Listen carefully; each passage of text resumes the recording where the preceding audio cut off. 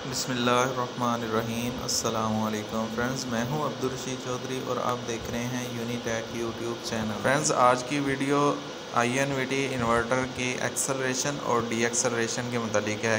Acceleration का मतलब VFD 0 से 50 हर्ट्ज़ कितने सेकंड में अचीव करे और डी एक्सेलरेशन का मतलब 50 से 0 हर्ट्ज़ कितने सेकंड के अंदर या कितने मिनट के अंदर अचीव करें।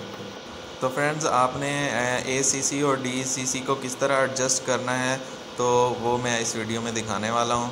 मैं इस वक्त जा रहा हूँ P0 प्रोग्राम के अंदर। P0 और डाटा एंटर करेंगे और इसके बाद हम जाएंगे P0 3 4 5 6 7 8 9 10 और 11 पर। 11 जो है वो एक्सेलरेशन है, मतलब 0 से 50 हर्ट्ज़ कितने सेकंड के अंदर हमारा जो है VFD अचीव करेगा। ये 20 सेकंड है।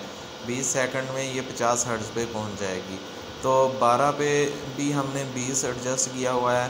ये डी एक्सेलरेशन है। एक बात मैं आपको बताता चलूँ कि जो डी एक्सेलरेशन है, जब आप ट्यूबवेल पे ये यूज़ कर रहे होते हैं VFD, तो डी एक्सेलरेशन 20, 25, 30 सेकंड, कम से कम 20 सेकंड आप रखें, ठीक है। अगर आप इससे कम रखेंगे तो आपकी मोटर डी एक्सेलरेट यानी कि बंद होगी बहुत जल्दी।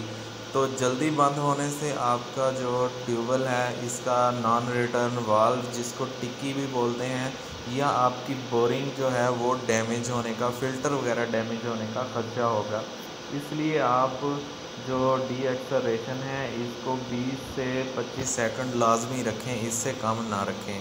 तो इस वक्त मैं ये VFD बंद कर रहा हूँ, तो आप देखेंगे कि ये VFD 50 हर्ट्ज़ से 0 तक पहुँचते हुए 20 सेकंड लेगी। ठीक हो गया, क्योंकि मैंने 20 सेकंड की एडजस्टमेंट की हुई है।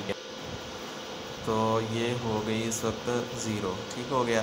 अब मैं इसको दोबारा रन कर देता हूँ। तो ये 20 सेकंड के अंदर 50 हर्ट्ज़ को अचीव करेगी। क्योंकि ये सोलराइज्ड है, इसलिए सोलर पे इस वक्त टाइम जो हो रहा है वो 9 बजे का है, इसलिए 47 और 48 हर्ट्ज़ हैं।